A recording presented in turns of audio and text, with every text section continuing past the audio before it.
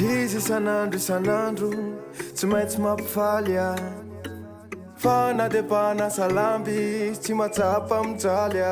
ataony apitsikina ny asany da ifaliny foana ny ananany amelomany ny zanany solombato zay tsy ananany vao mifo marainany izy de lasa makarano de manafatra ny ankizy fandeha anasa lamby endry tsara zanako fa namitady vola mba te ampitovy anao ohatrandreny zanak'olo reny de mba manana ny ampy tsika menakavy fa milahatra rano vao marainy izy tsy mitaraina amelomana ny reto ankizy ny sasalamba izy tsy ny kely sorokiny mamelona ny zanany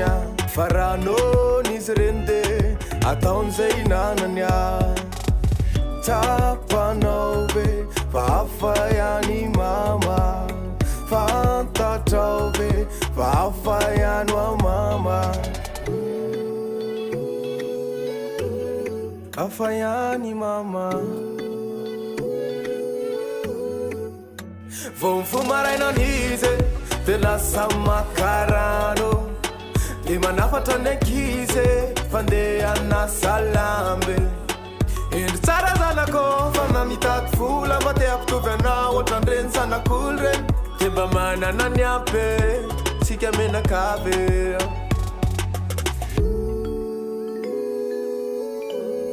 hafa ihany mama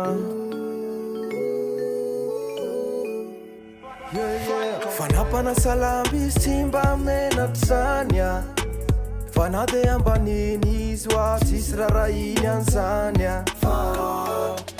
izy fa mitsy rasa amin'ny olo zany manina tsisy ohatranazy raha mbola tatany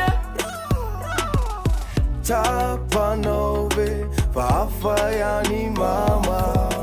fantatrao ve fa hafa ihany wa mama fo marainany izy de lasa makarano de manafatra ny ankizy fandeha anasa lamby